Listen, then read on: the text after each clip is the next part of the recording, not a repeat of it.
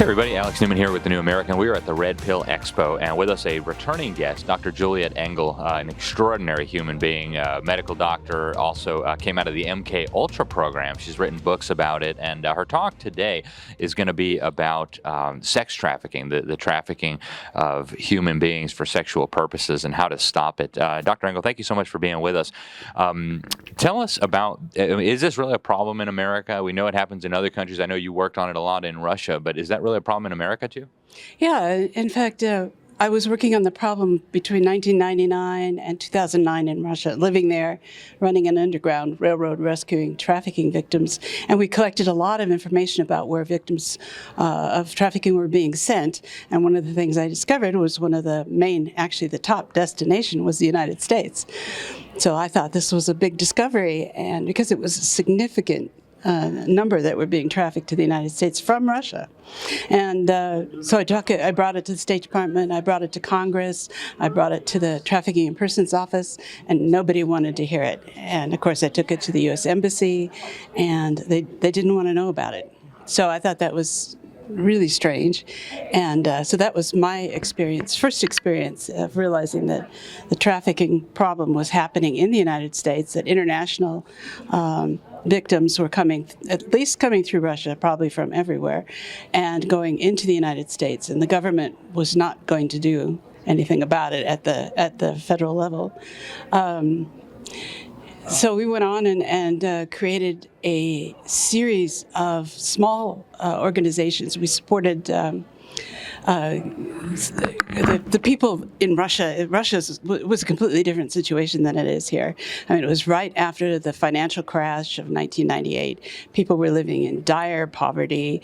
Whole villages would exist without electricity. There would be like one telephone for 2 villages, one radio in a library for hundreds of people. And the people were being victimized by human traffickers, international and Russian, and really couldn't do anything about it. So I got hold of a videotape called Bought and Sold, which was produced by an organization called Global Survival Network. And they'd gone undercover, and they'd mapped out, they'd interviewed traffickers by pretending to be buyers, and they'd interviewed girls in trafficking, and they'd really done a tremendous job starting to map out who was what, where, and again confirmed that these people were being sent to the United States in large numbers. And after they did that, there was a price on their head, and they could never go back to Russia. Oh, wow. So they said, "Here, you can have the film." So they gave us the film, and I got a little video player on wheels, and put it on a little luggage rack, and myself and like 5 other volunteers spent 2 summers going around Russia on buses by ourselves, village after village after village. And a village like that, a foreigner coming with a videotape and doing a presentation was like the event of the year. Yeah. So the turnout was always huge. And I would go, a typical story, I'd arrive in a village, the village elders would come out to greet me and take me to the school, which was probably the only place where they had electricity. And as soon as the town knew I was there, the place would pack up, and I'd show the film, and people would listen quietly. And Russians, they don't show any emotions on their faces for a very long time. And so they would sit there and just stare at me. And I would ask the question, have any of you had a family member or know of someone who's been trafficked? And the pandemonium would break out every time, because it would begin to dawn on them that this was their situation, that their daughter that had been gone overseas for 6 months for a job and they'd never heard back had been trafficked, and so the realization on these people was just it was horrendous, and to see their pain was very difficult, and so I couldn't leave without giving them a solution, So I started thinking, the way to fight this, we can't fight it at a federal level. The support in Russia at the federal level, just like the support here in the federal level, wasn't there. In fact, it was clear that a lot of the parliamentarians in Russia, just like the Congress people here, are actually involved in it. They're doing it. They're profiting from it.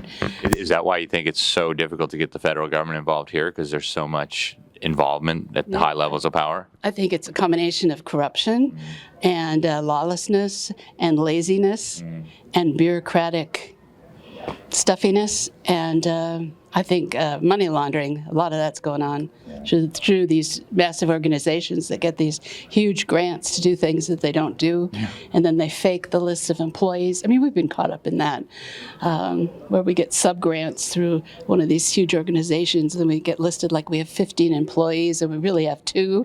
You know, so where is that going? We never know. So that's not the way to start. So I made an announcement on Voice of America because I knew they'd all listen to that, and that we're going to start a coalition. We're going to start an angel coalition, and we were going to create a roof. Because in little villages, just like here, if it's Charlotte and Irene, you know, facing down the mob in some small town in Ohio, they don't have a chance. But if they're working in conjunction with a roof, like the Angel Coalition, or maybe we'll call it Angels Over America, there's a safety in the anonymity, and there's also backup. Yeah. So as soon as something goes wrong, they'll know who to call, what to call. They can get a response, and we will set all that up. So we had people in Russia start putting together little trust networks, and we'll do the same thing here. You start very small.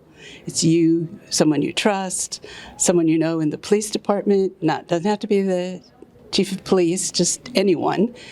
Someone in media that you know, someone that writes for the newspaper that you trust. So you get your little trust network together. And then the next thing is that the next thing we did in Russia, and we'll do the same here, is we needed to get information, like how many people are being trafficked, where. And it's unprecedented. No one had ever done anything like gathering information throughout the former Soviet Union. So I thought, well, why not? So we got an opinionaire through the Forum Foundation, and it's a questionnaire. It's a very long, involved questionnaire, and it gives you not only factual responses, but your opinions about things. So what do you think about this? And you get tons of information. You know, they're usually right. Like people at this conference are always come up and saying, I think this is happening. They're, 90% of the time they're right. So we held a coast-to-coast chat room in Russia. So it went 11 time zones from Vladivostok to Kaliningrad. And we had to send out the questionnaires and the information out on buses and trains because there's no mail. And we couldn't phone anybody, so we kicked that off. This was in 1999. Kicked it off on a Saturday morning, and I was in the headquarters of the Glasnost internet provider, and we didn't know if anybody was going to even show up. But they did. Thousands of people got themselves to internet centers and participated and filled out questionnaires. I mean, they didn't even have number 2 pencils in Russia. So we had to send out pencils with the questionnaires. So so you want to replicate that in America now? Huh? How are you going to start? Is there a place where people can go? How can people get involved or support the effort? Well, right now we're just signing people up for an internet newsletter. Okay. And I can tell you that I've already been approached by government agencies because they know I've done this. I've been a grantee. I've gotten funding from State Department, from USIA, from BECA, from the whole spectrum, from the tip office. And they know I'm serious. So in that they know I'm serious, they want to know what I'm doing. And so I keep telling them it's just going to be a little local effort. And it is, because it's the little local effort that's going to coalesce together and create a movement. And that movement is going to change things, and nothing else is going to. And, it's tempting to want to restructure everything. Yeah, all of our institutions are crumbling, coming apart. So it'd be nice to think we should do this and do that. No, I'm going to focus on the one thing I know, and that's how to build a coalition to stop trafficking, aid law enforcement, aid victims, help rescue victims, document, cases of trafficking, and how to make that a tremendously efficient effort. So I think that's going to be my contribution too. How do people sign up for the newsletter? Well, I've got a sign-up sheet here. Oh, okay. And then I'll have to put together a website.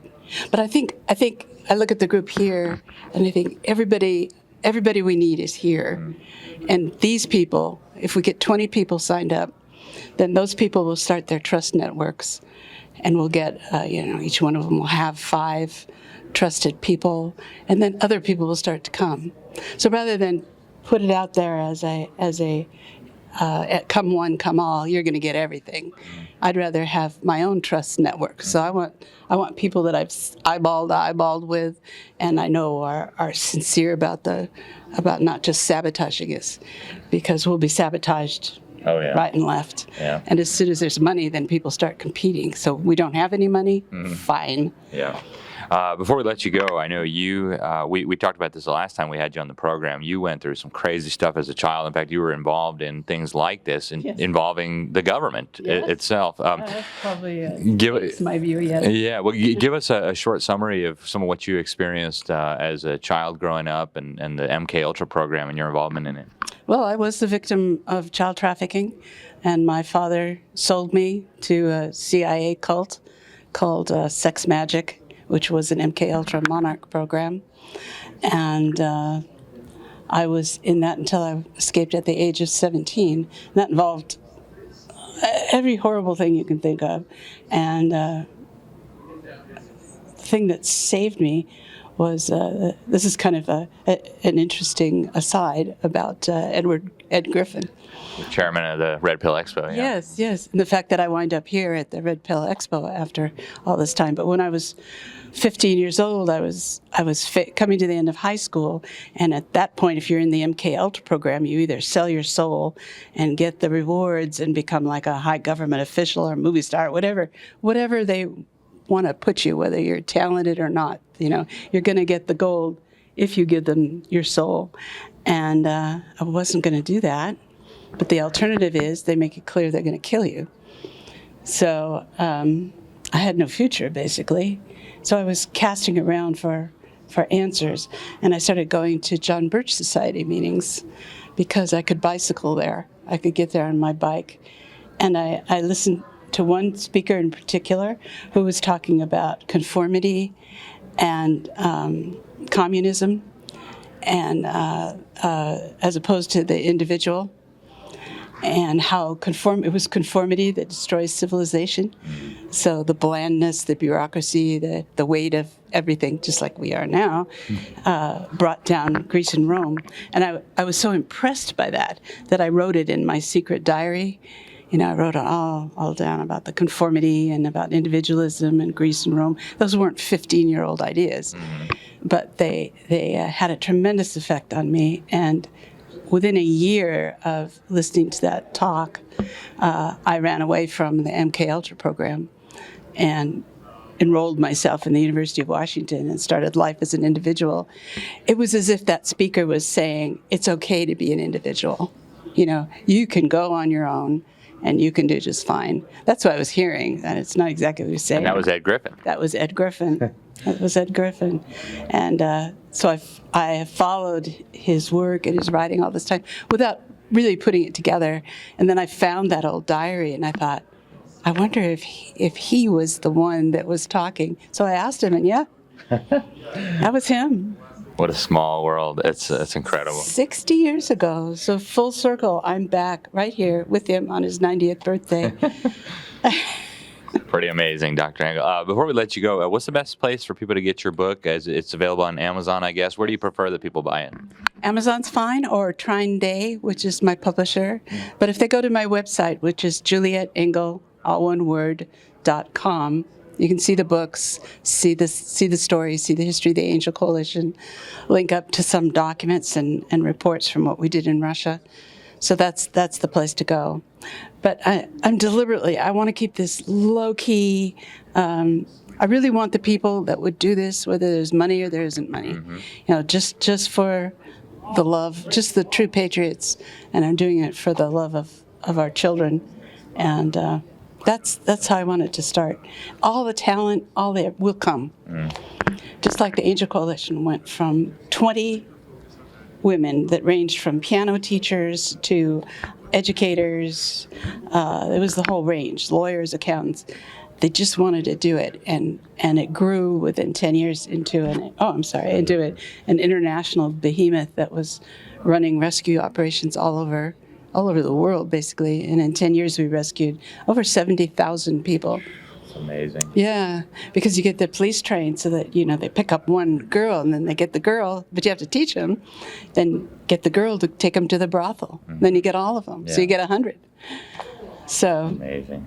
Well, Dr. Engel, it's been a real pleasure to speak with you. Thank you for all that you're doing. You really have just an extraordinary story to share, and honored to be able to talk to you.